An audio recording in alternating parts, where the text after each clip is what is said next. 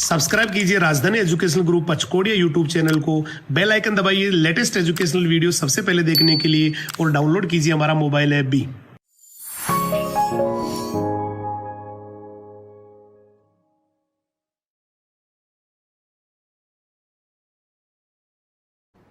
जय हिंद, जय राजधानी। कैसे हैं आप सभी? मैं हेमंत कुमार सिंह, आप सभी का बायोलॉजी मेंटर एक बार फिर से हमारे राजधानी एजुकेशनल ग्रुप के यूट्यूब चैनल पे आपका हार्दिक स्वागत करता हूं। चलिए स्टार्ट करने वाले हैं आज के लेक्चर को। आज हम पढ़ने वाले हैं वेरी फर्स्ट टॉपिक जो आज का है वो है पीसीज सुपर क्लास के बारे में। ठीक है, मैंने अब तक जो भी बेसिक कंसेप्ट आपको बता दिया है पीसीज सुपर क्लास में, मैंने प्रीवियस लेक्चर में क्या स्टडी किया था उस मतलब ये पहले हम डिस्कस कर लेते हैं।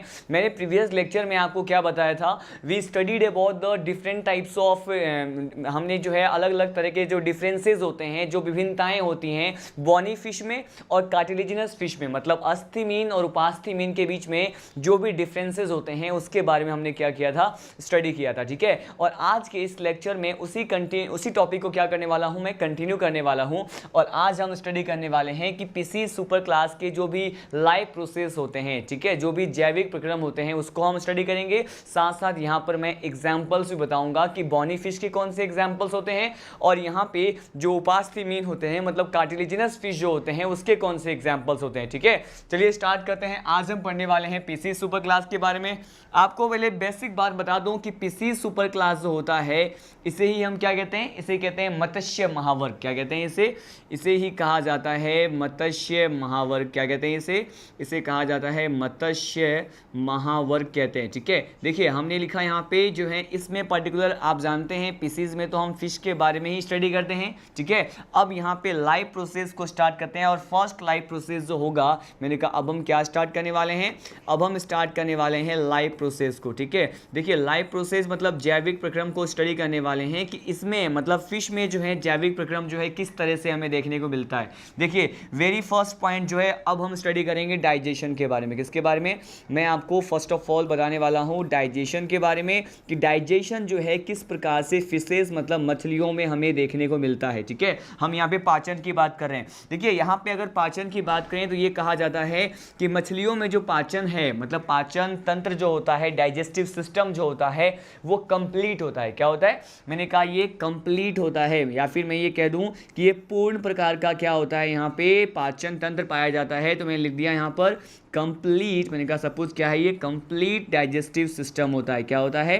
मैंने कहा कंप्लीट डाइजेस्टिव सिस्टम होता है। और कंप्लीट डाइजेस्टिव सिस्टम अगर मैं बोल रहा हूं तो कहेंगे पूर्ण प्रकार का क्या होता है? पाचन तंत्र होता है। जिसका मतलब क्या हो गया? इसका मीनिंग ये हो गया कि यहाँ पर जो है पूर्ण प्रकार का क्या है? मैंने कहा यहाँ पर पूर्ण प्रकार का पाचन तंत्र होता है। पूर्ण प्रकार का पाचन तंत्र जो है यहाँ पर हमें देखने को मिलता है। साथ साथ हम अगर ये देखें कि यहाँ जो पाचन की प्रक्रिया है वो इनसाइड द सेल होगा या आउटसाइड द सेल होगा, मतलब यहाँ पे सेल के अंदर, कोशिका के अंदर पाचन हमें देखने को मिलेगा या कोशिका के बाहर देखने को मिलेगा, मैं आपको ये बताने वाला हूँ। देखिए यहाँ पर जो है एक्स्ट्रा सेलुलर डाइजेशन होता है। क्या होता है? मैंने कहा यहाँ पर एक्स्ट्रा सेलुलर डाइजेशन होता है। ठीक है, अगर यहाँ पे एक्स्ट्रा सेलुलर डाइजेशन हो रहा है तो इसे ही क्या कहते हैं? ये इस प्रकार का जो पाचन होता है वो सेल मतलब कोशिका के बाहर संपन्न होता है, इसीलिए क्या कहते हैं इसे हम कहते हैं बाह्य कोशिकीय पाचन। क्या कहेंगे इसे कहेंगे बाह्य कोशिकीय पाचन कहेंगे। ठीक है,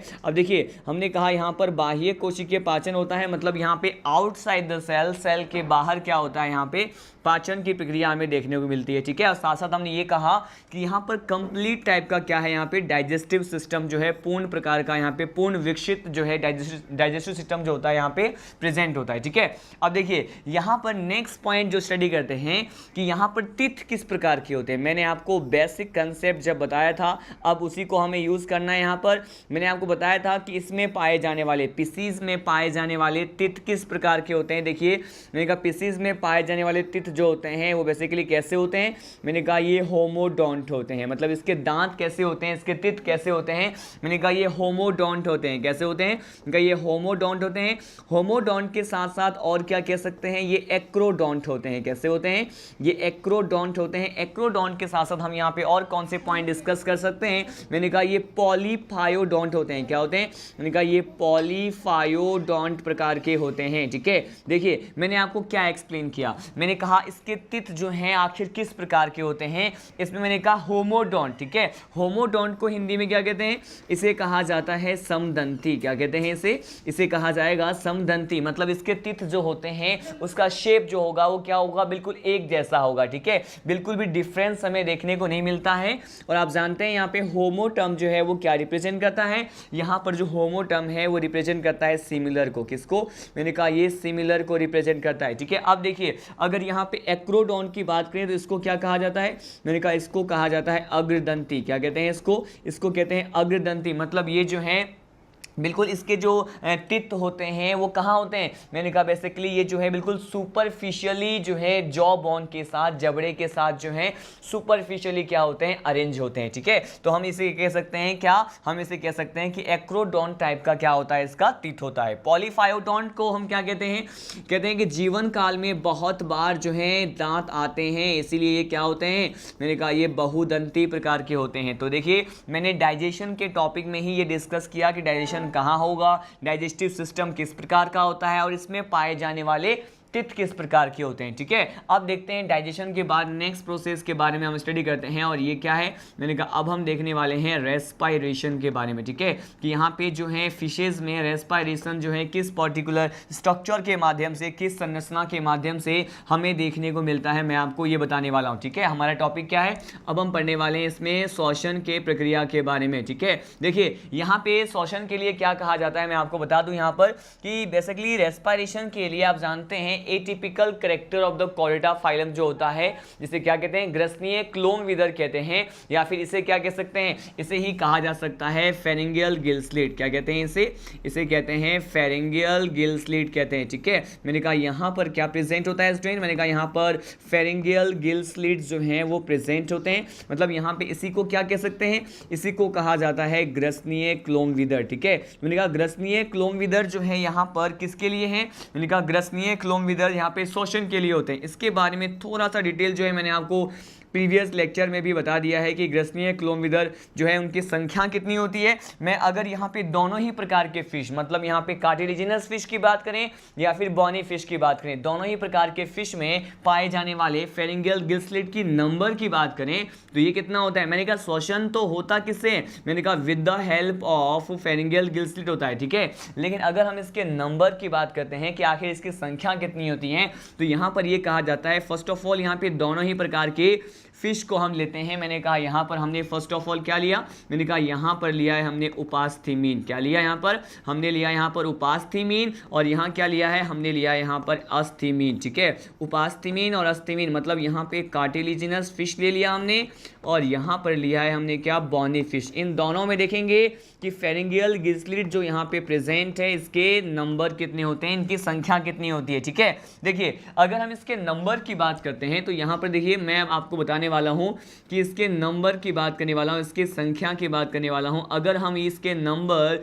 in case of cartilaginous fish हम देखें तो यहाँ पर कितने होते हैं, मैंने कहा यहाँ पर 5 पेयर्स होते हैं। कितने होते हैं, ये 5 पेयर्स होते हैं। ठीक है, लेकिन वहीं हम दूसरी तरफ क्या बात करें, अगर अस्थीमीन की बात करते हैं, अगर बॉनी फिश की बात करते हैं तो उसके नंबर कितने होते हैं, मैंने कहा यहाँ पर ये 4 पेयर्स होते हैं। कितने होते हैं, ये 4 पेयर्स होते हैं। ये सबसे ज़्यादा इंपॉर्टेंट पॉइंट है, यहाँ पे डायरेक्टली इसके संख्या, इसके नंबर से भी जो है क्वेश्चन देखने को मिल सकता है। ठीक है, अब देखिए हम यहाँ पे संख्या तो देख चुके हैं, लेकिन एक और स्पेशल पॉइंट जो यहाँ पे डिस्कस किया जाता है, मैंने प्रीवियस लेक्चर में भी इसके बारे में बताया था कि इसमें इस तरह की फिशेज में, मतलब अस्थीमीन और उपास्थीमीन में पाए जाने वाले जो यहाँ पे फेरिंगियल गिल स्लिट होते हैं। ठीक है, ये क्या होता है, मैंने कहा था आपको कि ये जो ओपरकुलम से कवर भी हो सकते हैं, ओपरकुलम से कवर्ड नहीं भी हो सकते हैं। ठीक है, यहाँ पे ऑलवेज जब हम किसके बारे में बात करेंगे, जब हम उपास्थीमीन के बारे में पढ़ते हैं स्टूडेंट, तो बेसिकली क्या कहा जाता है, ये जो है यहाँ पर ओपरकुलम जो है, मतलब गिल ढापन जिसे कहते हैं। ठीक है,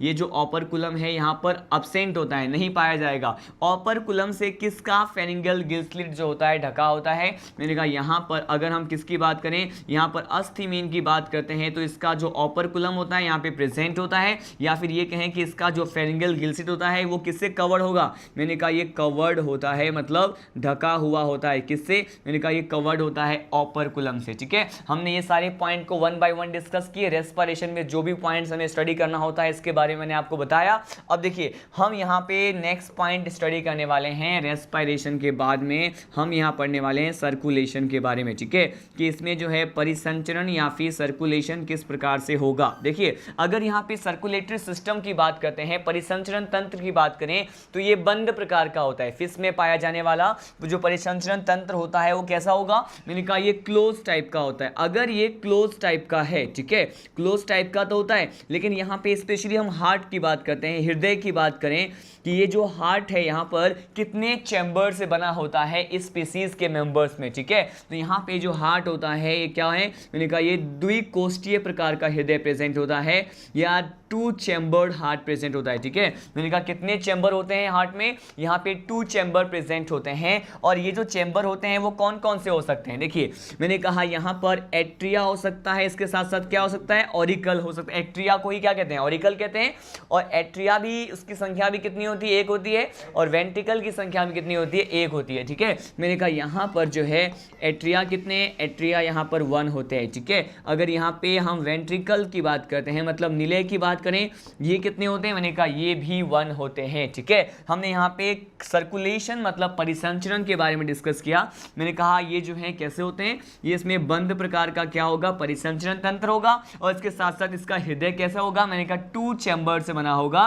नंबर ऑफ एट्रिया 1 और नंबर ऑफ वेंट्रिकल कितने होते हैं, 1 होते हैं। ठीक है, इन सभी बेसिक पॉइंट को डिस्कस करने के बाद अब हम देखते हैं कि एक्सक्रीशन जो है आखिर इन मछलियों में, इन फिशेज में कैसे देखने को मिलता है। हमारा नेक्स्ट पॉइंट है यहाँ पे एक्सक्रीशन। ठीक है, यहाँ पे अगर एक्सक्रीशन या फिर उत्सर्जन की बात करें स्टूडेंट तो इस उत्सर्जन के लिए क्या कहा जा सकता है, मैं आपको ये बता दूं। देखिए सीधा सा स्मॉल पॉइंट ये होता है कि यहाँ पे उत्सर्जन के लिए किडनी प्रेजेंट होते हैं। ठीक है, लेकिन किडनी जो है वो किस प्रकार का होता है, मैंने कहा यहाँ पर मीजोनेफ्रिक किडनी होता है। क्या होता है, मैंने कहा यहाँ पर मीजोनेफ्रिक प्रकार का क्या होता है, किडनी प्रेजेंट होते हैं। ठीक है, और इससे क्या होगा, मैंने कहा उत्सर्जन होगा। यहाँ पे उत्सर्जन किससे होगा, उस संरचना के बारे में पढ़ा हमने। अब हम देखने वाले हैं कि उत्सर्जन जो है बेसिकली कौन से पदार्थ को ये उत्सर्जित करते हैं या अपने वेस्ट मटेरियल को किस फॉर्म में रिलीज करेंगे। अधिकांशतः जो मछली होते हैं वो जो है बेसिकली फिशेज जो है वो किस फॉर्म में करते हैं, मैंने कहा अमोनिया के फॉर्म में करते हैं। किस फॉर्म में,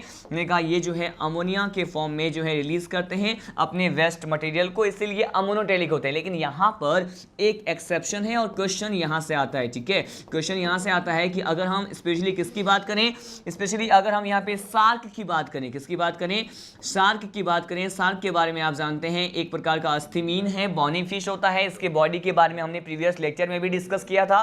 तो ये शार्क जो होता है इसमें एक्सेप्शनली, इसमें अपवाद स्वरूप जो जिस पदार्थ का जो यहाँ पे उत्सर्जन देखा जाता है या फिर इनके जो उत्सर्जी पदार्थ जिस फॉर्म में बाहर निकलता है वो क्या होता है, मैंने कहा ये होता है यूरिया। ठीक है, मैंने बाकी सभी जो मेंबर्स हैं स्पीसीज के उसमें कहा, मैंने क्या उसमें कहा, उसमें अमोनिया के फॉर्म में रिलीज होते हैं। ठीक है, लेकिन यहाँ पे यूरिया के फॉर्म में रिलीज होने की बात करें तो क्या कहते हैं यहाँ पे, हम यहाँ पे कहते हैं शार्क एक सिंगल स्पीसीज होता है जिसमें उत्सर्जी पदार्थ जो है वो यूरिया के रूप में क्या होते हैं, बाहर एलिमिनेट होते हैं, बाहर निष्कर्षित होते हैं। ठीक है, इन सभी पॉइंट को स्टडी करने के बाद हमने देखिए यहाँ पे क्या क्या स्टडी किया, इसके लाइफ प्रोसेस में डाइजेशन, रेस्पिरेशन और सर्कुलेशन के बारे में क्या किया, स्टडी किया। अब हम एक्सक्रीशन के बाद जो है सीधे लीड करते हैं कि हमें एक्सक्रीशन के बाद कौन सा पॉइंट स्टडी करना होता है। देखिए हम यहाँ पे स्टडी करने वाले हैं लोकोमोशन के बारे में। किसके बारे में, अगर यहाँ पे लोकोमोशन की बात करें कि आखिर ये क्या लोकोमोशन यहाँ पे फिशेस में प्रेजेंट होते हैं तो कैसे होते हैं,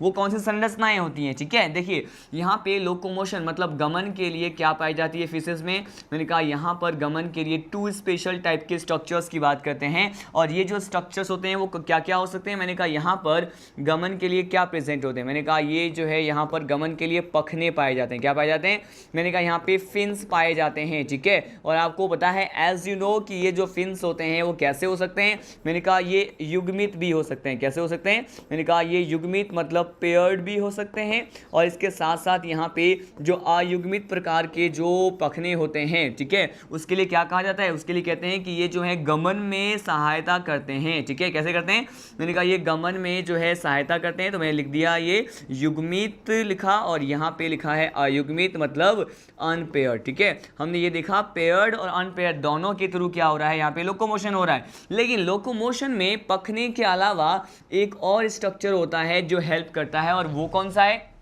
इसे कहा जाता है स्टूडेंट स्विम ब्लेडर। क्या कहते हैं इसे कहते हैं स्विम ब्लेडर। यहाँ पे अगर हम किसकी बात करें, स्विम ब्लेडर की बात करते हैं। ठीक है, और इसी को क्या कहते हैं, इसी को कहा जाता है एयर ब्लेडर। क्या कहते हैं इसे कहा जाता है एयर ब्लेडर। तो ये स्विम ब्लेडर और जो एयर ब्लेडर होते हैं वो किस में हेल्प करते हैं, मैंने कहा ये भी समटाइम किस में हेल्प करेंगे, गमन में हेल्प करेंगे। यहाँ पे गमनांक के तौर पे आप ये कह सकते हैं कि पखने में पाए जाते हैं। ठीक है, और स्विम ब्लेडर या फिर एयर ब्लेडर भी क्या होते हैं, यहाँ पे गमन के लिए पाए जाने वाले संरचनाओं में ही काउंट होते हैं। ठीक है, अब सीधे लीड करते हैं कि यहाँ पे अगर नर्व्स की बात करें, मतलब अगर हम किसकी बात करें, नर्व्स या फिर नर्व्स को ही क्या कह सकते हैं, इसी को कह सकते हैं तंत्रिकाएं। ठीक है, तो यहाँ पर हम बात करने वाले इसमें पाए जाने वाले नर्व्स की, मतलब तंत्रिकाओं की बात करें तो ये कहते हैं यहाँ पर जो है वेल डेवलप्ड नर्व्स क्या होते हैं, प्रेजेंट होते हैं। सुविकसित प्रकार के जो नर्व्स होते हैं क्या होते हैं, यहाँ पर पाए जाते हैं। ठीक है, मैंने कहा यहाँ पर सुविकसित प्रकार की तंत्रिकाएं जो हैं वो क्या है, प्रेजेंट है। सुविकसित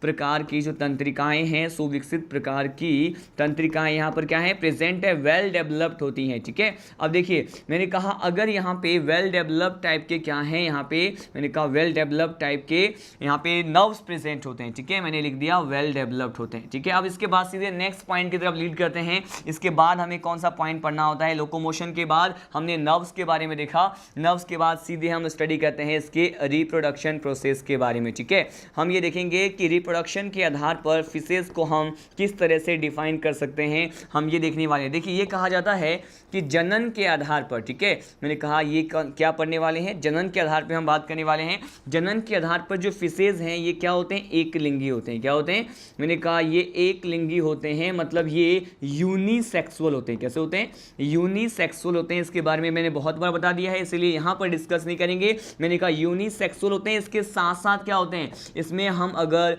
फर्टिलाइजेशन की बात करें, ठीक है, तो फर्टिलाइजेशन यहाँ पर क्या होता है, मतलब बाह्य निषेचन होता है। क्या होता है, बाह्य निषेचन, मतलब निषेचन जो है वो आउटसाइड द बॉडी देखने को मिलता है। ठीक है, बाह्य निषेचन होता है, लेकिन यहाँ पर भी एक एक्सेप्शन की बात करते हैं। ठीक है, और ये जो एक्सेप्शन होता है स्टूडेंट ये क्या है, मैंने कहा यहाँ पर एक सिंगल स्पीसीज की बात करेंगे जिसमें क्या होता है, आंतरिक निषेचन होता है। और ये कौन सा है, मैंने कहा अगर हम सार्क की बात करें जो कि क्या है, एक अस्थिमीन है। ठीक है, तो ये सार्क जो होते हैं इसमें क्या होता है, इंटरनल फर्टिलाइजेशन होता है। बाकी अधिकांशतया मछली में क्या होते हैं, मैंने कहा यहाँ पे बाह्य निषेचन जो होता है ये मतलब बॉडी के बाहर निषेचन होता है या फिर एक्सटर्नल फर्टिलाइजेशन हमें देखने को मिलता है। और ये कैसे होते हैं, मैंने कहा ये एक लिंगी होते हैं। ठीक है, ये सारे पॉइंट को डिस्कस करने के साथ हम सीधे लीड करते हैं कि इसके बाद हमें क्या पढ़ना है। देखिए लास्ट पॉइंट जो है इसके लाइफ प्रोसेस में हम पढ़ते हैं, और लास्ट पॉइंट क्या है, अब हम ये पढ़ने वाले हैं कि इसमें लार्वल स्टेज, अगर हम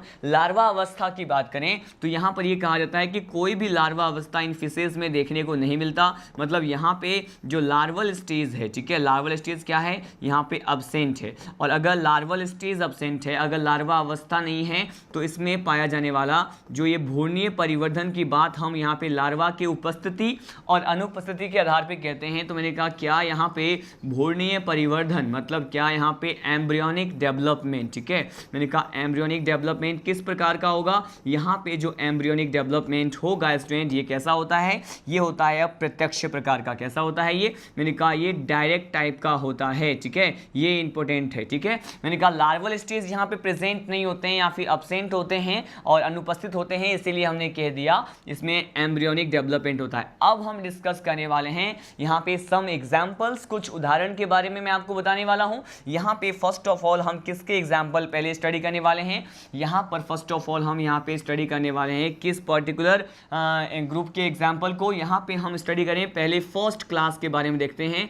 कार्टिलिजिनियस फिश। ठीक है, यहाँ पे पहले हम कार्टिलिजिनियस फिश जो हैं वो कौन कौन से होते हैं, है ना, इसके बारे में हम स्टडी करने वाले हैं। मतलब उपास्थि मीन के हमें कौन कौन से एग्जाम्पल जो हैं स्टडी करने हैं। देखिए उपास्थि मीन में यहाँ पे हम जिन फिशेज को स्टडी करते हैं उसके एग्जाम्पल के बारे में मैं डिस्कस करने वाला हूँ। ठीक है, वेरी फर्स्ट एग्जाम्पल देखिए, वेरी फर्स्ट एग्जाम्पल जो है ये है स्कॉलियोडॉन। क्या है ये? स्कॉलियोडॉन है। ये एग्जाम्पल तो एनसीईआरटी में भी गिवन है। मैंने कहा क्या है ये? स्कॉलियोडॉन है। स्कॉलियोडॉन जो है इसे क्या कहते हैं? इसे कहते हैं डॉग फिश। क्या कहा जाता है इसे?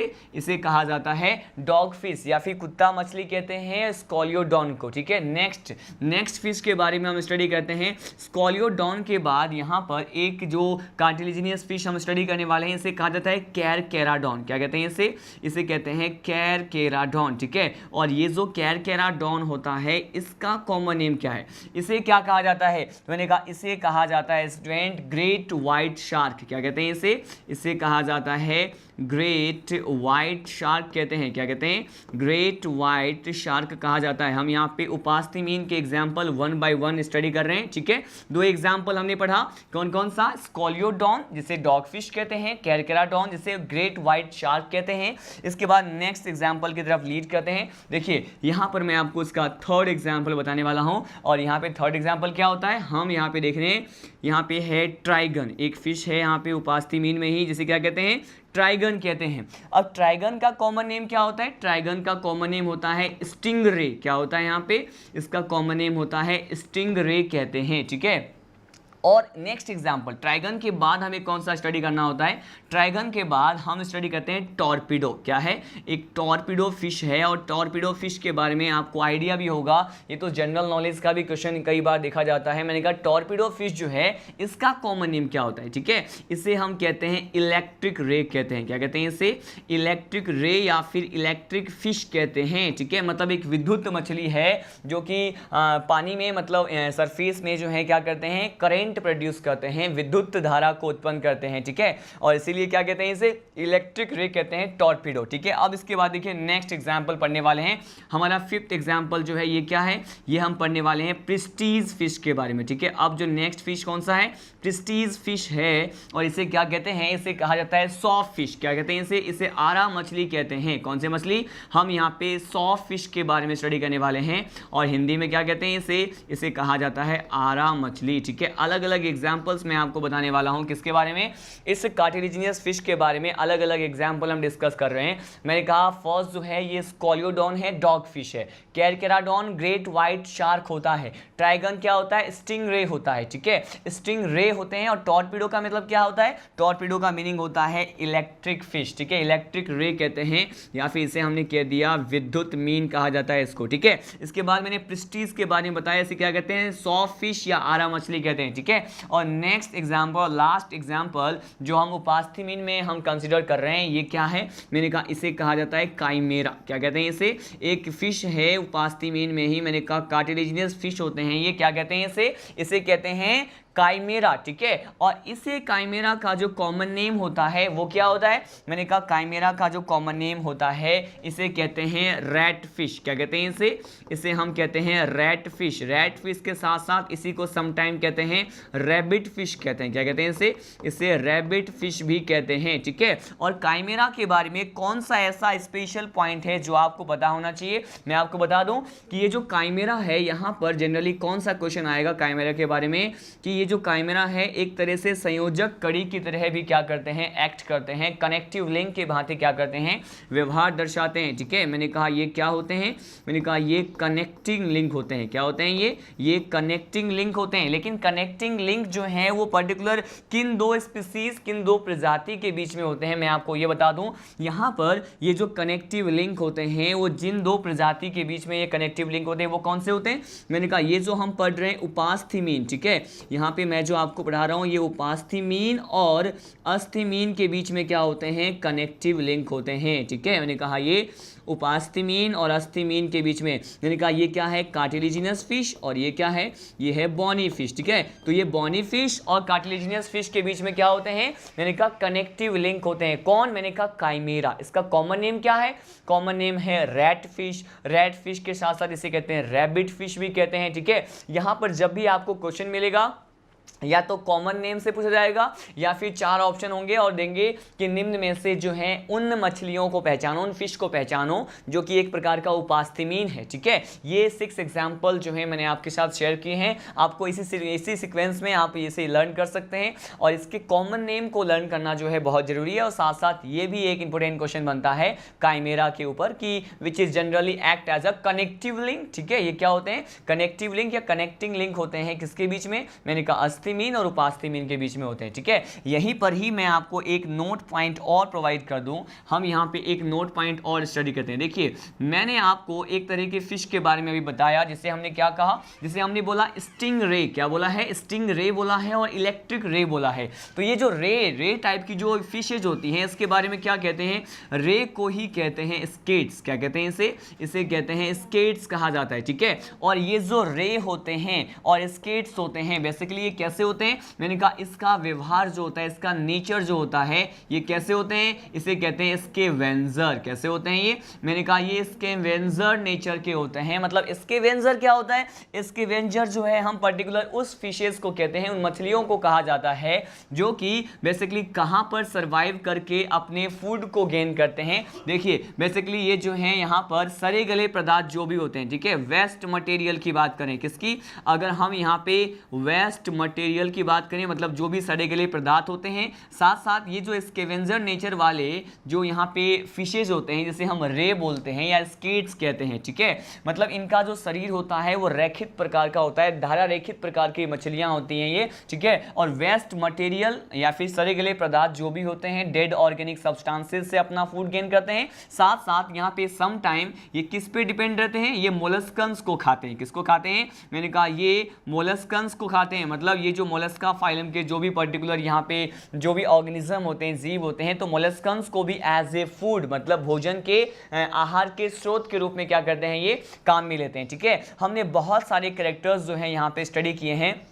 मैं एक और बार यहाँ पे क्या कर दूं, रिवाइज कर दूं कि हमने कौन कौन से एग्जाम्पल की बात की है कार्टिलेजिनियस फिश की। उसके बाद मैं आपको बताऊंगा किस तरह के फिश के बारे में। उसके बाद हम पढ़ेंगे कार्टिलेजिनियस फिश के बाद बॉनी फिश के एग्जाम्पल के बारे में आपको बताऊंगा। ठीक है, हमने यहाँ पे 6 एग्जाम्पल जो है कार्टिलेजिनियस फिश में पढ़े हैं। कॉमन नेम जो है याद होना चाहिए आपको। मैंने कहा स्कॉलियोडॉन। स्कॉलियोडॉन को कहते हैं डॉग फिश। क्या कहते हैं? Dog fish. कैरकेराडॉन को कहते हैं ग्रेट व्हाइट शार्क कहते हैं। ट्राइगन जो है उसे कहते हैं स्टिंग रे। ठीक है, टॉर्पीडो को विद्युत मछली या फिर इलेक्ट्रिक रे कहा जाता है। प्रिस्टीज को आला मछली या सॉफिश कहते हैं। काइमेरा जो है वो कनेक्टिव लिंक होता है उपास्थिमीन और अस्थिमीन के बीच में, और इसे रैट फिश और रैबिट फिश भी कहते हैं। अगर यहाँ पे रे और स्केट्स टाइप की मछलियों की बात करें, उसका व्यवहार कैसा होता है, उसका नेचर होता है स्केवेंजर टाइप के। स्केवेंजर टाइप के जो होते हैं तो ये क्या करते हैं? सड़े गले अपशिष्ट जो मृत पदार्थ होते हैं, जो डेड ऑर्गेनिक सब्सटेंसेस होते हैं, वहां से अपने फूड को गेन करेंगे या फिर डिफरेंट टाइप के मोलस्कन्स को अपना आहार बनाएंगे, फूड का सोर्स बनाएंगे। ठीक है, हमने यहाँ पे कार्टिलेजिनस फिश के बारे में भी स्टडी किया और इसके साथ साथ हमने different biological processes of the pieces, ठीक है, मैंने कहा मछलियों के बारे में या पीसेस वर्ग जो होता है उसके बारे में स्टडी किया। ठीक है, अब हम यहाँ पे स्टडी करने वाले हैं एग्जाम्पल्स ऑफ बॉनी फिश। ठीक है, मैं अब आपको बताने वाला हूँ कि अगर हम किसकी बात करें, एग्जाम्पल्स की बात करें, एग्जाम्पल्स ऑफ बॉनी फिश, अस्थिमीन के अलग अलग उदाहरण के बारे में हम यहाँ पे डिस्कस करने वाले हैं। ठीक है, लेकिन इसके एग्जाम्पल को हम कितने कैटेगरी में पढ़ेंगे? देखिए, मैंने कहा इसके एग्जाम्पल की बात करें तो यहाँ पर भी हम इसको जो है अलग अलग कैटेगरी में स्टडी करते हैं। और ये कैटेगरीज कौन से होते हैं? मैंने कहा इसे जो है बेसिकली क्या कहा जाता है, इसे कहा जाता है यहाँ पे फर्स्ट कैटेगरी देखते हैं। ठीक है, फर्स्ट कैटेगरी है हम ऐसे फिश की बात कर रहे हैं जो इडेबल होते हैं। क्या होते हैं? जो खाने योग्य होते हैं। लेकिन यहाँ पे खाने योग्य इडेबल फिश की बात कर रहे हैं, लेकिन हैबिटेट के अकॉर्डिंग उसको भी मैं 2 कैटेगरी में एग्जांपल बताऊंगा। हम पहले बात करेंगे जो स्वच्छ जल में पाए जाने वाली जो खाने योग्य मछलियां हैं उसको बताऊंगा। उसके बाद हम खारे जल या लवणीय प्रकार के जल सी वाटर में पाए जाने वाले मछलियों के उदाहरण के बारे में देखेंगे। ठीक है, देखिए मैंने आपको बताया फर्स्ट कैटेगरी में हम स्टडी करने वाले हैं कि हम ऐसे फ्रेश वाटर में रहने वाले फिश की बात करें। ठीक है, मैंने कहा यहाँ पर फ्रेश वाटर में रहने वाले फिश और ये कैसे, मैंने कहा ये इडेबल टाइप के होते हैं। कैसे होते हैं ये, इडेबल या फिर खाने योग्य प्रकार की जो मछलियाँ होती हैं उसकी बात करने वाले हैं। उसके कौन कौन सी प्रजाति के बारे में आपको पता होना चाहिए। तो मैंने कहा यहाँ पर हम बात करने वाले हैं स्वच्छ जलीय, क्या बात करने वाले हैं, स्वच्छ जलीय खाने योग्य, ठीक है। स्वच्छ जलीय खाने योग्य प्रकार की जो मछलियों की प्रजातियां होती हैं उसको मैं यहाँ पे एग्जाम्पल में बताने वाला हूँ। देखिए फर्स्ट एग्जाम्पल यहाँ पे देखते हैं। फर्स्ट एग्जाम्पल क्या है, फर्स्ट एग्जाम्पल है जिसे कहते हैं रोहू मछली। क्या कहते हैं इसे, रोहू फिश कहते हैं। इसका साइंटिफिक नेम क्या होता है, इसे कहते हैं लेबियो रोहिता। क्या कहते हैं इसे कहा जाता है लेबियो रोहिता, ठीक है। और इसे क्या कहते हैं, इसे कहते हैं रोहू फिश कहते हैं या फिर रोहू मछली कहा जाता है, ठीक है। मैंने लिख दिया यहाँ पर रोहू फिश, ठीक है। ये खाने योग्य और स्वच्छ जल में पाई जाने वाली मछलियों के कैटेगरी में, श्रेणी में मैंने इसको रखा है, ठीक है। नेक्स्ट देखिए, हम लेबियो की ही एक दूसरे स्पीसीज की बात करें। मैंने कहा फर्स्ट तो देखा मैंने लेबियो रोहिता, ठीक है। और नेक्स्ट जो स्पीसीज है यहाँ पे इसे क्या कहते हैं, इसे कहा जाता है लेबियो कालबासु। क्या कहते हैं, इसे कहते हैं लेबियो कालबासु या फिर कालबासु फिश कहते हैं, ठीक है। मैंने कहा यहाँ पे कालबासु फिश के बारे में आपको बताने वाला हूँ। हमने यहाँ पे लेबियो की दो अलग अलग प्रजाति के बारे में, लेबियो यहाँ पर क्या है, लेबियो वंश को दर्शाता है, ठीक है, जीनस को रिप्रेजेंट करता है। और रोहिता क्या है, इसके स्पीसीज है, ठीक है। और दोनों ही यहाँ पे लेबियो के स्पीसीज के बारे में मैंने आपको बताया। हमने देखा लेबियो रोहिता और एक हमने देखा लेबियो कालबासु, मतलब रोहू फिश और कालबासु फिश के बारे में हमने देखा, ठीक है। इसके बाद देखिए थर्ड एग्जाम्पल की तरफ लीड करते हैं। थर्ड एग्जाम्पल हमारा क्या है, थर्ड एग्जाम्पल हम पढ़ने वाले हैं। इसी में एक फिश है जिसे क्या कहते हैं, इसे कहते हैं क्लेरियस। क्या कहते हैं इसे कहते हैं क्लेरियस फिश के बारे में। क्लेरियस को क्या कहते हैं, क्लेरियस को मेगर फिश भी कहते हैं या फिर मगर फिश भी कहते हैं, ठीक है। नेक्स्ट एग्जाम्पल, फोर्थ एग्जाम्पल स्वच्छ जलीय खाने योग्य में वो क्या है, मैंने कहा इसे कहा जाता है बेसिकली क्या, इसे कैट फिश कहते हैं। क्या कहते हैं, इसे कहते हैं कैट फिश। और कैट फिश जो है ये तो कॉमन नेम है। स्पीसीज क्या है फिश की, मैंने कहा ये जो है इसे कहते हैं कटला। क्या कहते हैं इसे कैटला कहते हैं या कतला कहा जाता है, ठीक है। मैंने यहाँ पे दोनों ही टर्म लिख दिया, कैटला और कतला दोनों कहा जाता है हिंदी एंड इंग्लिश में। तो यह इसे कहते हैं कैटफिश। कॉमन नेम क्या होता है, कैटफिश होता है। क्लेरियस या फिर मेगर भी हमने इसी में लिया है, खाने योग्य में लिया है और स्वच्छ जल के कैटेगरी में लिया है। और लेबियो रोहिता और लेबियो कालबासु, ये चार प्रकार के एग्जाम्पल आपको फर्स्ट कैटेगरी में लर्न करना है, ठीक है। अब हम नेक्स्ट कैटेगरी को स्टडी करने वाले हैं। खाने योग्य मछली की ही बात कर रहे हैं, लेकिन अब यहाँ पे फ्रेश वाटर नहीं, हम अब बात करने वाले हैं किस वाटर में, मैंने कहा मेराइन वाटर में पाए जाने वाले फिश के बारे में आपको बताने वाला हूँ। मेराइन वाटर में और कैसे, मैंने कहा इडेबल टाइप के, मतलब यहाँ पे जो हैं अलवनीय जल में रहने वाले मछलियों के बारे में देखा। अब हम पढ़ने वाले हैं लवणीय जल जो होते हैं, ठीक है। लवणीय जल का मतलब होता है खारा पानी या फिर कोई भी सी वाटर की बात करें तो इसमें पाए जाने वाले यहाँ पे फिशेज के बारे में हम वन बाय वन स्टडी करते हैं। देखिए यहाँ पे एग्जाम्पल नंबर फर्स्ट डिस्कस करते हैं, ठीक है। एग्जाम्पल नंबर फर्स्ट, इसमें जो है जो फर्स्ट जो फिश पढ़ रहे हैं इसे क्या कहते हैं, इसे कहते हैं हेरपाडॉन। क्या कहते हैं इसे, ये जो है एक फिश है इसे क्या कहेंगे, इसे कहेंगे हेरपाडॉन कहेंगे, ठीक है। ये फर्स्ट फिश है जिसके बारे में आपको बता रहा हूँ, हेरपाडॉन। नेक्स्ट सेकेंड फिश जो है इसके इसी कैटेगरी में हम स्टडी कर रहे हैं, ये क्या है, इसे कहते हैं हिल्सा मछली, ठीक है। यहाँ पर ये जो हिल्सा मछली है ये एकमात्र ऐसी प्रजाति है जो कि यहाँ पे मेराइन वाटर में पाए जाने वाले और खाने योग्य तो होते हैं, लेकिन ये है जो भारत मतलब हमारे देश में पाए जाने वाली मछली की प्रजाति है, इडेबल नेचर की होती है। तो यहाँ पे देखिए, यहाँ पे सीधे ये क्वेश्चन आते हैं कि भारत में हमारे देश में पाए जाने वाले खाने योग्य ऐसी मछली जो कि कहाँ पे रहते हो, मैंने कहा मेराइन वाटर में रहते हो का उदाहरण है। चार ऑप्शन में आपको यहाँ पे ये फिश जो है मिलेगा, ठीक है। अब देखिए हम यहाँ पे हिल्सा के बारे में स्टडी कर रहे हैं। मैंने कहा ये क्या है, इसे हम कहते हैं इंडियन फिश। क्या कहेंगे इसे कहते हैं इंडियन फिश। लेकिन इंडियन फिश के साथ साथ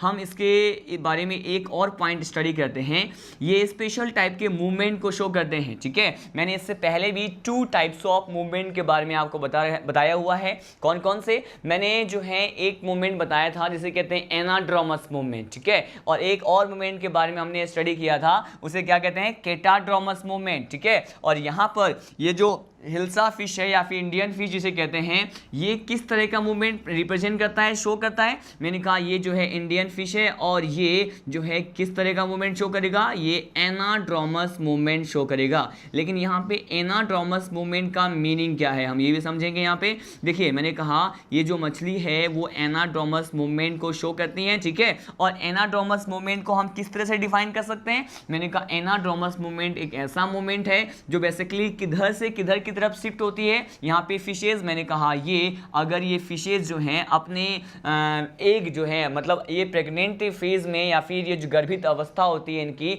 जिसमें ये क्या करते हैं, सपोज ये जो है अंडे देते हैं, तो अगर ये जो अंडे हैं ये जो एग्स होते हैं इनके अगर समुद्री जल से स्वच्छ जल की तरफ सी वाटर से मैंने कहा फ्रेश वाटर की तरफ अगर मूवमेंट को शो करते हैं तो इसे क्या कहेंगे, इसे कहा जाएगा एनाड्रोमस मूवमेंट, ठीक है। तो हम इसके एग्स की बात कर रहे हैं, ठीक है। अगर ये एग्स की बात करते हैं तो ये एग्स जो है किस तरह से मूवमेंट करें, मैंने कहा ये एग्स जो होते हैं ये सी वाटर से समुद्री जल से किधर की तरफ मूवमेंट करते हैं, मैंने कहा समुद्री जल से ये जो है फ्रेश वाटर की तरफ मूवमेंट करते हैं, किधर, मैंने कहा फ्रेश वाटर की तरफ मूवमेंट करते हैं। और इस प्रकार के इस विशेष प्रकार की गति को दर्शाने के लिए हम पर्टिकुलर किस टर्म को यूज करते हैं, मैंने कहा ये होता है एनाड्रोमस मूवमेंट, ठीक है। समुद्री जल से स्वच्छ जल की तरफ होने वाली जो गति होती है मछलियों के अंडों की, तो उसे हम क्या कहते हैं, एनाड्रोमस मूवमेंट। और ये किस मछली की बात कर रहे हैं यहाँ पे, ये हम हिल्सा मछली की बात करें, ठीक है। थर्ड एग्जांपल की बात करें यहाँ पर इसी पर्टिकुलर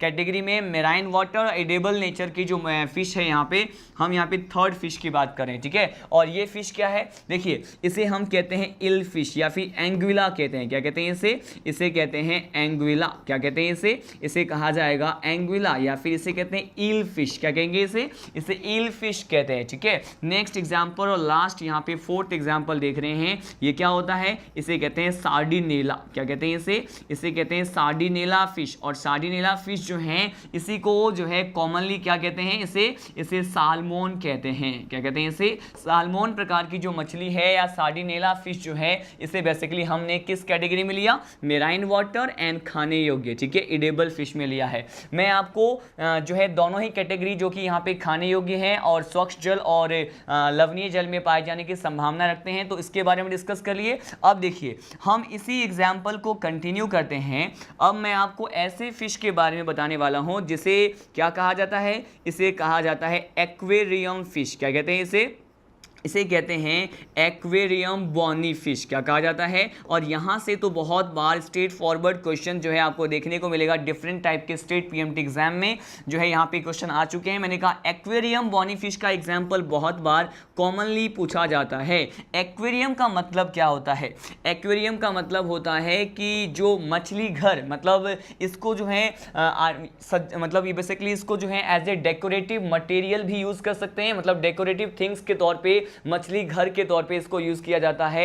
ये पर्टिकुलर किसी भी ऐतिहासिक स्थल में हो सकते हैं, म्यूजियम में हो सकते हैं या फिर कॉमनली जो है घर में भी पाए जा सकते हैं। एक्वेरियम फिश को हम एज ए डेकोरेटिव पर्पज से क्या कर सकते हैं, यूज कर सकते हैं। और ये जो फिश होते हैं इसके कौन कौन से एग्जाम्पल हैं हम ये डिस्कस करने वाले हैं, ठीक है। देखिए इसका जो यहाँ पे फर्स्ट एग्जाम्पल है ये क्या है, मैंने कहा यहाँ पर जो एक फिश है इसे कहते हैं एंजल फिश, क्या कहते हैं इसे कहा जाता है एंजल फिश, ठीक है। और ये एंजल फिश यूज करते हैं, ठीक है। यहाँ पे ये इंपॉर्टेंट एग्जांपल है इसका बॉनी फिश जिससे हम एक्वेरियम के तौर पे यूज करते हैं, ठीक। अब देखिए नेक्स्ट कैटेगरी, हमने यहाँ पे 3 कैटेगरी देखा, 3 कैटेगरी के बाद सीधे है लीड करते हैं यहाँ पे 4th और लास्ट कैटेगरी की तरफ। ये इस तरह की मछली को क्या कहते हैं, इसे कहा जाता है एक्सोसिटस, क्या कहते हैं इसे एक्सोसिटस फिश कहते हैं या फिर इसे ही कहते हैं फ्लाइंग फिश, क्या कहेंगे इसे कहा जाता है फ्लाइंग फिश। और ये जो फ्लाइंग फिश होते हैं मैंने कहा इसे हिंदी में क्या कहते हैं, इसे कहा जाता है उड़न मछली, क्या कहते हैं इसे उड़न मछली कहते हैं। और यहाँ पर ये एग्जाम्पल हम स्टडी करने वाले हैं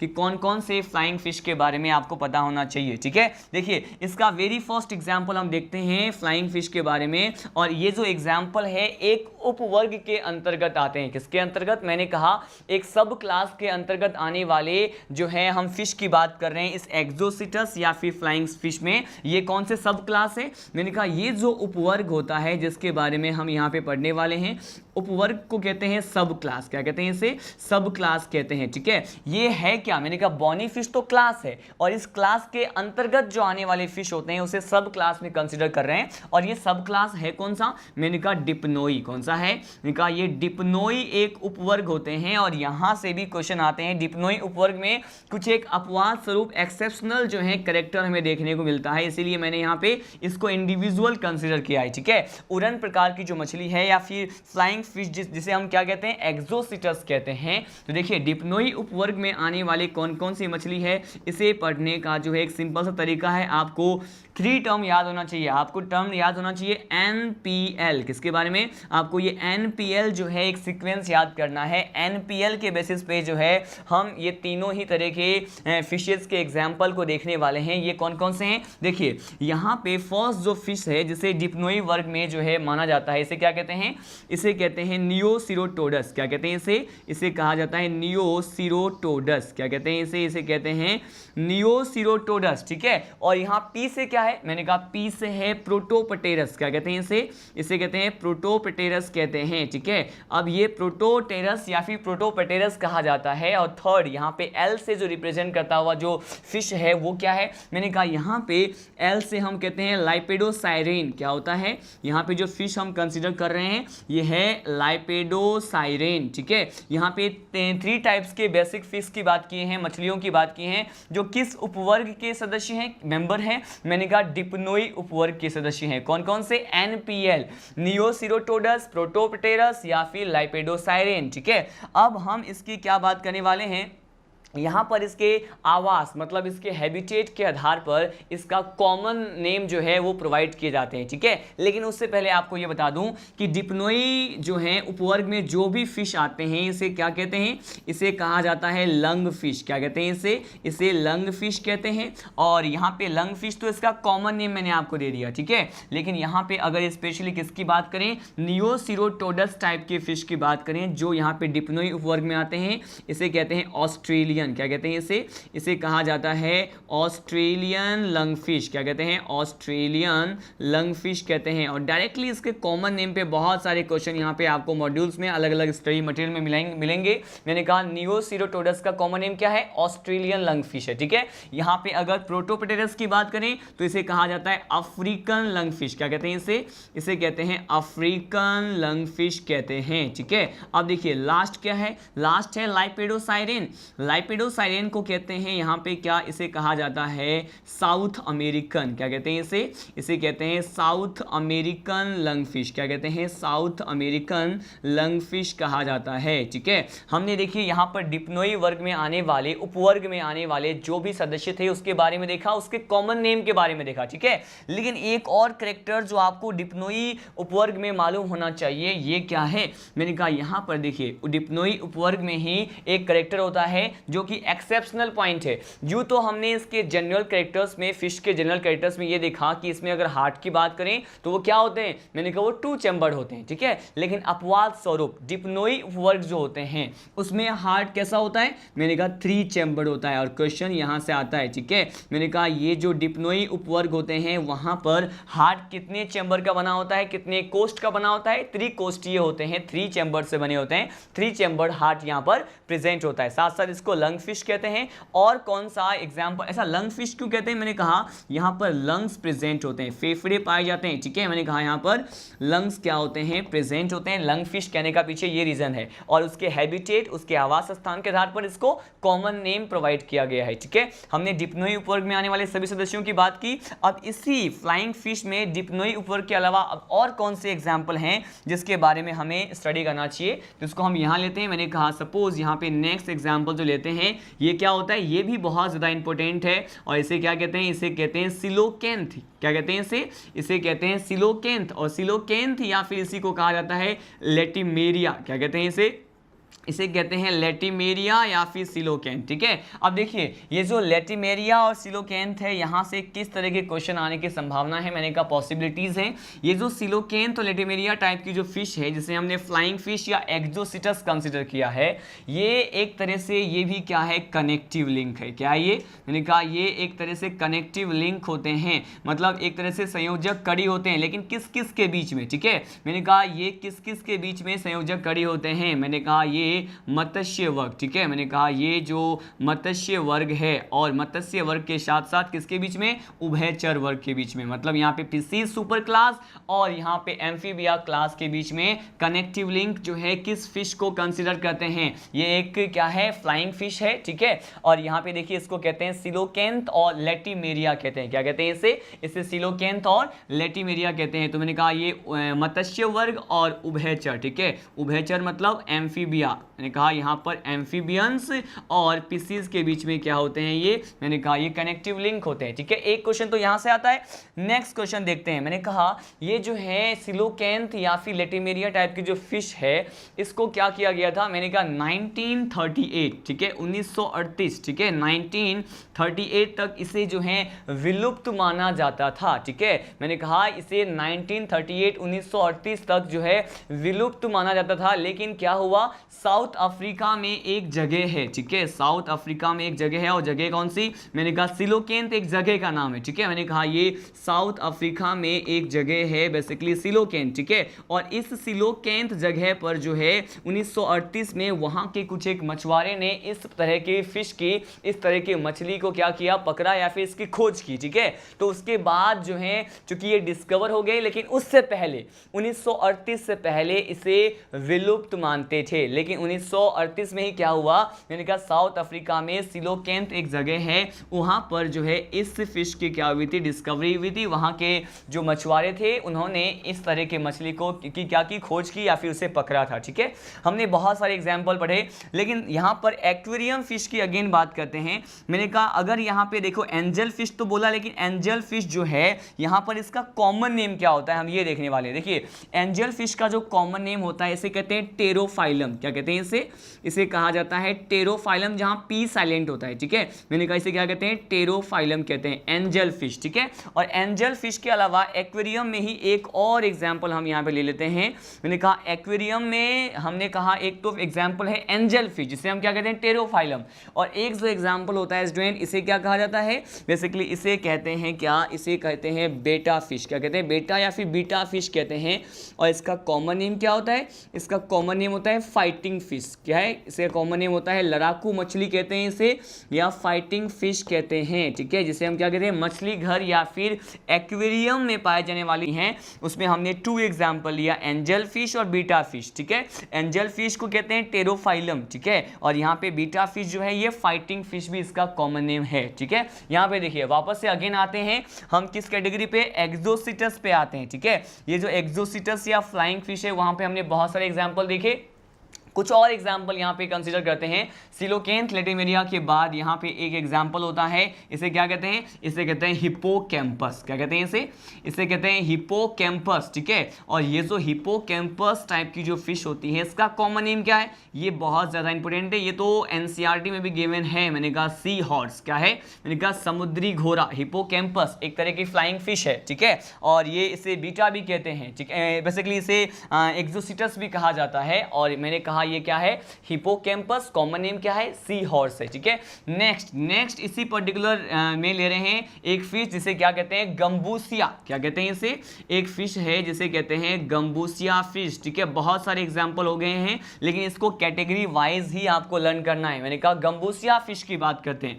अगर हम गंबूसिया फिश की बात करते हैं, इसके बारे में कौन से जनरल पॉइंट आपको पता होना चाहिए, ये हम स्टडी करते हैं। देखिए गंबूसिया फिश को क्या कहते हैं, इसे कहते हैं लार्वा का भक्षण करने वाली एक मछली है, जिसे क्या कहते हैं, बेसिकली इसे कहते हैं लार्वा सीडल फिश। क्या कहते हैं इसे कहते हैं लार्वल सीडल फिश कहते हैं। क्यों, क्योंकि ये कहा जाता है ये लार्वा का भक्षण कर लेते हैं, लार्वो सीडल फिश कहते हैं। क्यों, क्योंकि ये लार्वा का भक्षण करते हैं। लेकिन ये लार्वा किस लार्वा का भक्षण करते हैं, ये कहा जाता है कि ये मलेरिया जो रोग होता है, मलेरिया डिजीज को कम करने के लिए जो मच्छर मॉस्किटो के जो लार्वा होते हैं उसका ये भक्षण कर लेते हैं, उसको इनगल्फ कर लेते हैं। ठीक है, और इसीलिए इसको क्या कहते हैं, गम्बूसिया फिश को लार्वासिडल फिश कहते हैं, जो कि लार्वा का भक्षण करने वाली मछली है। ठीक है, लास्ट एग्जाम्पल हम यहाँ पे स्टडी करने वाले हैं, इसे क्या कहते हैं, इसे कहते हैं एनाबस। क्या कहते हैं इसे कहते हैं एनाबस कहते हैं। और ये जो एनाबस टाइप की मछली है इसका कॉमन नेम क्या है, इसे कहते हैं कोई क्लम्बिंग पर्च। क्या कहते हैं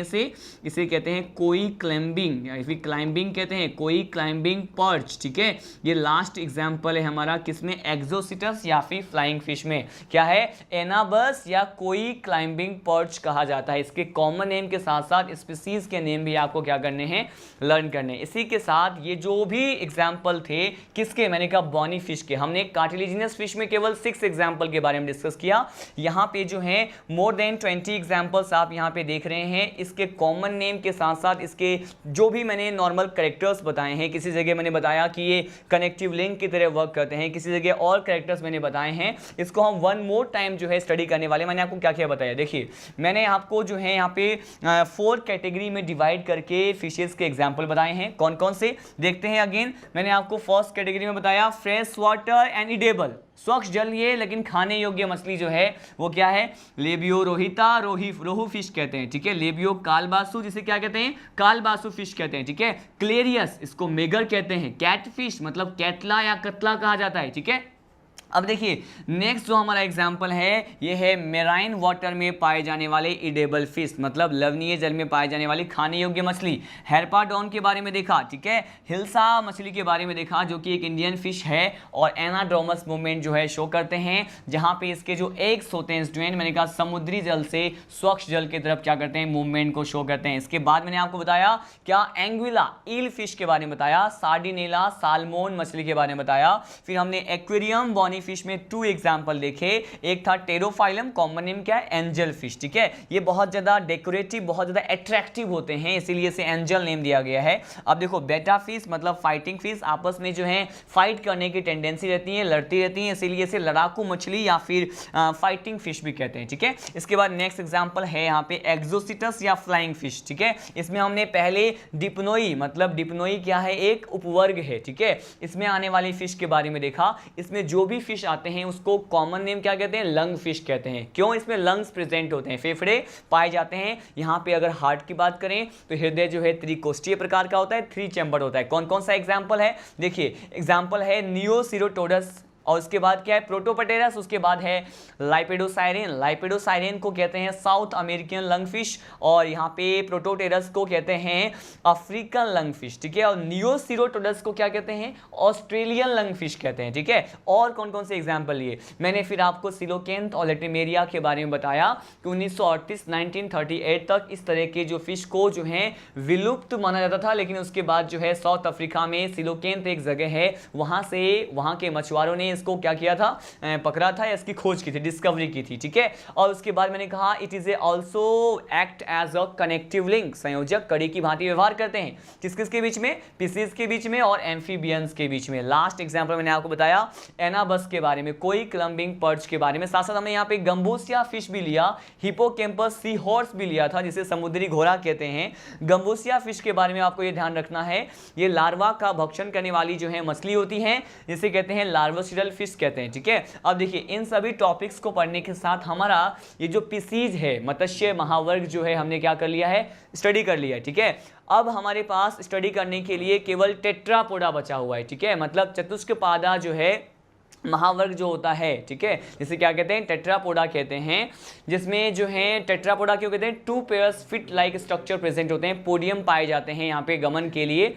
उसमें हम किस किस के बारे में स्टडी करते हैं, मैंने आपको प्रीवियस चार्ट में आपको बताया था, इसमें हम बेसिकली एम्फीबिया के बारे में स्टडी करते हैं। एम्फीबिया के साथ साथ यहाँ पे रेप्टाइल्स के बारे में, एविस के बारे में और ममेलिया के बारे में स्टडी करते हैं। ठीक है, इस टॉपिक को ही हम स्टार्ट करते हैं, लेकिन देखिए एम्फीबिया को स्टडी करने से पहले, या फिर एम्फीबिया, रेप्टाइल्स, एविस और ममेलियंस, ठीक है, उसको स्टडी करने से पहले मैं आपको एक माइंड मैप प्रोवाइड करने वाला हूं। ठीक है, और उस माइंड मैप में हम क्या देखने वाले हैं, अगेन कुछ एक बेसिक बातें मैं आपको बताऊंगा, जहां से बहुत सारे कंसेप्ट जो हैं आपको क्लियर हो जाएगा इस चार्ट के माध्यम से। यहां पर हम डिस्कस करने वाले हैं कि आने वाले जो भी क्लासेज हैं, वर्ग हैं, हम किसी क्लास में कहेंगे कि इस क्लास में आने वाले जो मेंबर होते हैं उसमें किस तरह का फर्टिलाइजेशन होगा, या ये ओविपेरस होंगे होंगे या विविपेरस होंगे, या फिर ये जो है एक एमनियोट टर्म होता है, एमनियोट और एन एमनियोट तरह के जो जीव होते हैं हम किसे कहते हैं, इसे समझने के लिए यहाँ पर एक चार्ट को हम क्या कर रहे हैं, स्टडी कर रहे हैं। ठीक है,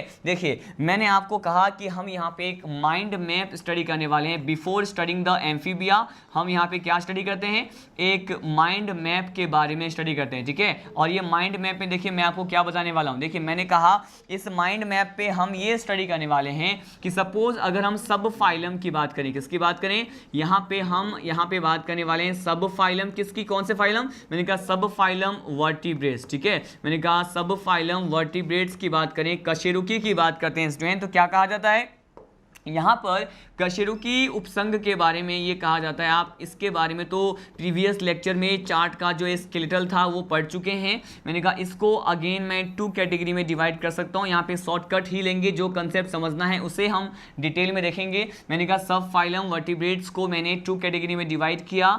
एक है यहाँ पे एग्नेथा, क्या है, मैंने कहा एक है एग्नेथा और एक क्या है, मैंने कहा एक है गैनेथोस्टोमेटा। क्या है, गैनेथोस्टोमेटा है। ठीक है, ये चार्ट जो है मैंने प्रीवियस लेक्चर में भी प्रोवाइड किया था, लेकिन इस चार्ट में हमें कुछ एडिशनल पॉइंट ऐड करने हैं। ठीक है, मैंने कहा एग्नेथा की बात करें तो इसमें आने वाले वर्ग की बात करते हैं। ठीक है, इसमें कौन सा वर्ग आता है आप जानते हैं, यहाँ पर हम एक जो है एक तो लेते हैं ऑस्ट्रेकोडर्माई, जो कि जिसके सदस्य क्या हो चुके हैं, विलुप्त हो चुके हैं, तो इसे मैं यहाँ पे कंसिडर नहीं कर रहा हूँ। यहाँ पे ओनली हम ऑस्ट्रेकोडर्माई को कंसिडर नहीं कर रहे हैं, यहाँ पर केवल साइक्लोस्टोमेटा की बात करेंगे। किसकी बात करेंगे, यहाँ पे हम यहाँ पे ओनली साइक्लोस्टोमेटा की बात करें। ठीक है, अब देखते हैं इधर गैनेथोस्टोमेटा जो है वो जबड़े सहित कशेरुकी होते हैं, आपको पता है, लेकिन इसको हम क्या कर रहे हैं, अगेन 2 कैटेगरी में स्टडी कर रहे हैं। यहाँ पर मैं ले रहा हूँ पीसीज के बारे में, हमने यहाँ पे पीसीज सुपर क्लास लिया। अब देखिए मैंने पीसीज के साथ साथ यहाँ पे ले लिया है टेट्रापोडा में जो 4 क्लासेस हम पढ़ते हैं, ये कौन कौन से होते हैं, मैंने इसको यहीं पे ले लिया। मैंने कहा पीसीज के साथ साथ हम इसमें पढ़ते हैं किसके बारे में,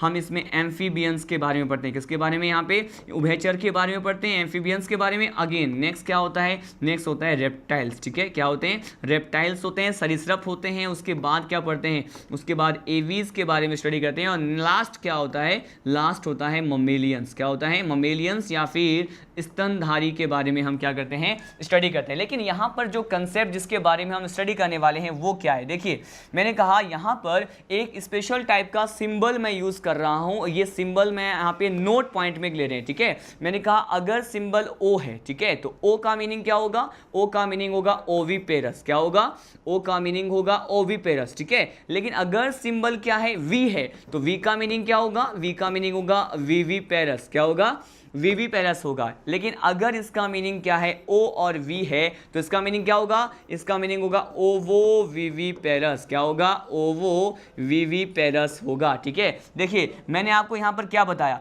मैं आपको एक नोट पॉइंट बताया है, वो क्या है, मैंने कहा ओविपेरस, विविपेरस और क्या है, ओवो विविपेरस है। ठीक है, यहाँ पे 3 प्रकार के सिंबल यूज किए हैं। अब यहाँ पे देखते हैं कि ये सारे जो क्लासेस आप देख रहे हैं, इसमें कौन से क्लास के मेंबर जो हैं ओविपेरस हैं, कौन से विविपेरस होते हैं, या फिर कौन से यहाँ पर जो हैं क्या होते हैं, ओवो विविपेरस होते हैं। ठीक है, लेकिन इससे पहले आप जानते हैं कि ये पीसीज जो होता है इसको भी हम 2 कैटेगरी में स्टडी करते हैं। कौन कौन सा, एक होता है कॉन्ड्रोक्थीज। ठीक है, एक क्या होता है, कॉन्ड्रोक्थीज, इसे क्या कहते हैं, इसे कहते हैं कार्टिलेजिनियस फिश कहते हैं। ठीक है, और एक क्या होता है, मैंने कहा एक होता है बॉनी फिश, जिसको मैंने बीएफ से रिप्रेजेंट किया है, और इसी को क्या कहते हैं, इसे कहते हैं ऑस्टिकथीज भी कहा जाता है। ठीक है, अब देखिए मैं आपको एक चार्ट में, इसी चार्ट में हम ये स्टडी करने वाले हैं, इस सिंबल का यूज करते हैं। इस सिंबल के यूज से आप सीधे एक माइंड मैप आपको प्रोवाइड हो जाएगा, ताकि ये जो है इन सभी पॉइंट्स के बीच में डिफरेंशिएट आप कर पाएंगे और कंफ्यूजन नहीं होगा कि कौन से तो ओविपेरस होते हैं, कौन से विविपेरस होते हैं, या कौन से ओवो विविपेरस होते हैं। ठीक है, ओवो विविपेरस टाइप के जो जीव होते हैं वो केवल किस में आएंगे, मैंने कहा ये केवल आएंगे कॉन्ड्रोक्यूथीज में। किस में आएंगे, ये जो कार्टिलेजिनियस फिश होता है, जो पीसीज महावर्ग में हम कंसीडर करते हैं, इसमें क्या आते हैं, ओवो विविपेरस आते हैं। क्या आते हैं, ये ओवो विविपेरस, मैंने इसको ओवी से रिप्रेजेंट कर दिया। ठीक है, बाकी देखिए, बाकी अगर हम बात करें किसकी, अगर हम यहाँ पे विविपेरस की बात करें तो ये केवल किस में होगा, मैंने कहा ये केवल ममेलियंस में होते हैं। ममेलियंस क्या होते हैं, विविपेरस टाइप के होते हैं। ठीक है, अब देखिए इसके अलावा हम स्टडी करते हैं कि ये जो बात करें एग्नेथा, ये में आने वाले साइक्लोस्टोमेटा की, या फिर हम बात करें यहाँ पे बॉनी फिश की, एम्फीबियंस की, रेप्टाइल्स की, एवीज की, ये सभी क्या होते हैं, मैंने कहा ये भी ओविपेरस होते हैं, ये भी ओविपेरस होते हैं, एम्फीबियंस भी ओविपेरस होते हैं, रेप्टाइल्स भी क्या है, ओविपेरस हैं, और एवीज भी क्या हैं, मैंने कहा ये भी क्या है, ओविपेरस होते हैं। ठीक है, इस पर्टिकुलर चार्ट के माध्यम से आपने ये समझा कि कौन से ओविपेरस हैं, कौन से विविपेरस हैं। अब हम ये समझें कि आखिर ये ओविपेरस विविपेरस क्या होते हैं। इससे पहले के लेक्चर में भी आपको मैंने इसके बारे में बता दिया था कि किस तरह से हम इसको डिफाइन कर सकते हैं। वन मोर टाइम हम यहाँ पे स्टडी कर रहे हैं। देखिए, ओविपेरस का मतलब क्या होता है, इसका मीनिंग होता है अंडस। क्या होता है इसका मीनिंग, मैंने कहा इसका मीनिंग होता है अंडस। अंडस तरह के जो जीव होते हैं उसे क्या कहते हैं, ओविपेरस कहते हैं। लेकिन यहाँ पे अंडस को तो कह दिया ओविपेरस, लेकिन आपको इतना बता दूं यहाँ पर कि ये वो जीव होते हैं जो बेसिकली क्या देते हैं, मैंने कहा ये एग्स देते हैं। क्या देते हैं, ये एग्स देते हैं, मतलब अंडे देते हैं। ठीक है, और एग्स देते हैं, लेकिन साथ साथ ये कहते हैं इसमें फर्टिलाइजेशन की बात करें स्टूडेंट, तो मैंने कहा ये जो फर्टिलाइजेशन होता है इसमें ये इंटरनल फर्टिलाइजेशन भी हो सकता है। कौन सा, मैंने कहा यहाँ पर इंटरनल फर्टिलाइजेशन भी हो सकता है, और इसके साथ साथ यहाँ पर क्या हो सकता है, यहाँ पे एक्सटर्नल फर्टिलाइजेशन भी हो सकता है। दोनों ही प्रकार के निषेचन होने की संभावना है, आंतरिक भी और यहाँ पे हम बाह्य निषेचन की भी हम बात करते हैं। किस प्रकार के जीवों में, मैंने कहा ओविपेरस में। ठीक है, हमने यहाँ पे ओ से रिप्रेजेंट किया। अब देखिए हम बात करते हैं यहाँ पे विविपेरस। विविपेरस को क्या कहते हैं, मैंने कहा इसे कहा जाता है स्टूडेंट, क्या, मैंने कहा इसे कहा जाता है जरायुज। क्या कहते हैं हिंदी में, इसे कहते हैं जरायुज। ठीक है, अब देखिए ये जरायुज का मीनिंग क्या होता है और इसको हम बेसिकली किस तरह के जीव कंसीडर करते हैं। मैंने कहा ये क्या होते हैं, जरायुज होते हैं। ठीक है, और ये जो जरायुज प्रकार के जीव होते हैं स्टूडेंट, इसके बारे में क्या कहा जाता है कि ये क्या करते हैं, ये बेसिकली क्या देते हैं, मैंने कहा ये शिशु को जन्म देते हैं, गिव्स राइट। ठीक है, मैंने कहा गिव्स राइट। ठीक है, मैंने कहा ये क्या करते हैं, बेसिकली ये शिशु को जन्म देते हैं, या फिर ये क्या करेंगे, बेसिकली ये देंगे, क्या देंगे, मैंने कहा इट जनरली गिव्स बर्थ। ठीक है, gives birth of new youngs. ठीक है, मैंने कहा ये जो है न्यू यंग्स को, मतलब जो शिशु होते हैं उसको क्या करते हैं, बर्थ करते हैं, उसको जन्म देते हैं। और इसे क्या कहते हैं, शिशु जन्म देने वाले जो भी जीव होंगे उसे क्या कहेंगे, मैंने कहा इसे कहेंगे हम क्या, इसे कहेंगे विविपेरस। और विविपेरस जो होता है आप जानते हैं इन सभी क्लासेस में कौन है, केवल ममेलियंस होते हैं। ठीक है, अब देखिए अब यहाँ पे हम स्टडी करते हैं कुछ और पॉइंट को। देखिए मैंने कहा अब ये ओवो विविपेरस क्या होते हैं, हम इसके बारे में स्टडी करने वाले। ये जो ओवो विविपेरस होते हैं इसे क्या कहते हैं, इसे कहा जाता है पर्टिकुलर, ये जो है ऐसे जीव होते हैं जो अल्प विकसित शिशु को जन्म देते हैं। मैंने कहा क्या करते हैं ये, मैंने कहा ये अल्प विकसित इल डेवलप्ड जो शिशु होते हैं, मतलब बेबी जो होते हैं उसको क्या करते हैं, जो है जन्म देते हैं। तो इल डेवलप्ड जो न्यू यंग्स होते हैं या फिर शिशु हैं उसको जन्म देने वाले जो भी प्रकार के जीव हैं उसे हम करते हैं क्या, इसे हम कहते हैं ओवो विविपेरस। क्या कहते हैं इसे कहते हैं ओवो विविपेरस कहते हैं। ठीक है, अब देखिए उसके बाद हमें क्या स्टडी करना है, यहां पर अगेन दो तरह के सिंबल यूज करने वाला हूं। हमने ओ वी की बात कर ली है। ठीक है, हमने ओ वी और ओ वी की बात कर ली है। इसके बाद हम देखने वाले हैं IF। ठीक है, नेक्स्ट सिंबल क्या है, IF है, और एक क्या है, मैंने कहा एक है EF। क्या है, हम देखेंगे यहाँ पे IF के बारे में और EF के बारे में। IF का मीनिंग क्या होता है मैं आपको यहाँ पे बता दूं, IF का मीनिंग है यहाँ पे हमारा इंटरनल फर्टिलाइजेशन। हम देखेंगे कि इन सभी में से इंटरनल फर्टिलाइजेशन किस में होगा और एक्सटर्नल किस में होगा। ठीक है, मैंने कहा यहाँ पर इसका मीनिंग क्या है, इंटरनल फर्टिलाइजेशन का मतलब क्या होता है, आंतरिक निषेचन। क्या होता है, मैंने कहा इसे कहा जाता है आंतरिक निषेचन। क्या कहते हैं इसे, आंतरिक निषेचन कहते हैं। ठीक है, अब ये EF का मीनिंग क्या होता है, EF का मीनिंग होता है एक्सटर्नल फर्टिलाइजेशन। क्या होता है, मैंने कहा इसका मीनिंग होता है एक्सटर्नल फर्टिलाइजेशन। क्या कहते हैं इसे कहा जाता है बाह्य निषेचन। क्या कहेंगे, इसे कहेंगे बाह्य निषेचन कहेंगे। ठीक है, अब देखिए स्पेशल पॉइंट क्या है, मैंने कहा ये IF और EF को हम इस चार्ट में यूज करने वाले हैं कि किस प्रकार के जीव की बात करेंगे जो IF मतलब जिसमें आंतरिक निषेचन हो, और किस प्रकार के जीव की बात करेंगे जिसमें कौन सा निषेचन हो, मैंने कहा जिसमें बाह्य निषेचन होता है। ठीक है, हम इसके बारे में स्टडी करने वाले हैं। देखिए हम यहाँ पे डायरेक्टली डिस्कस करते हैं कि देखिए यहाँ पर जिस पर्टिकुलर जीव में इंटरनल फर्टिलाइजेशन होता है हम इसकी बात करें। देखिए अगर हम किसकी बात करें, रेप्टाइल्स की, रेप्टाइल्स में मैंने लिखा इसमें क्या होता है इंटरनल फर्टिलाइजेशन। एवीज की बात करें इसमें क्या होता है इंटरनल फर्टिलाइजेशन। समझ रहे हैं आप, IF का मीनिंग क्या है, इंटरनल मतलब आंतरिक प्रकार का निषेचन। ठीक है, ममेलियंस की बात करें, इसमें भी क्या होते हैं, यहाँ पर भी IFE होता है, ठीक है।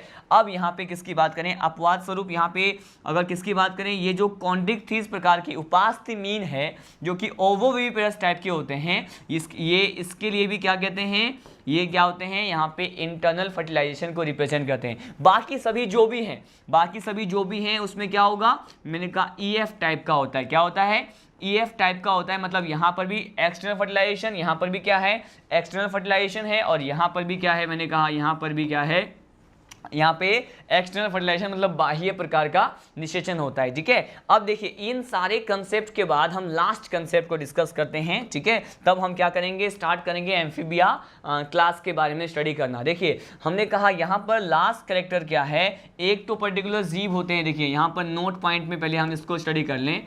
एक जीव होते हैं, उसे क्या कहते हैं, एक जीव को कहते हैं एमनियोट्स। क्या कहते हैं, इसे कहा जाता है एमनियोट्स, ठीक है। और हिंदी में भी इसको एमनियोट्स ही कहते हैं, ठीक है। मैंने कहा एमनियोट्स कहा जाता है इसको, ठीक है। और ये एमनियोट्स क्या होते हैं, मैं आपको पहले ये एक्सप्लेन कर दूं।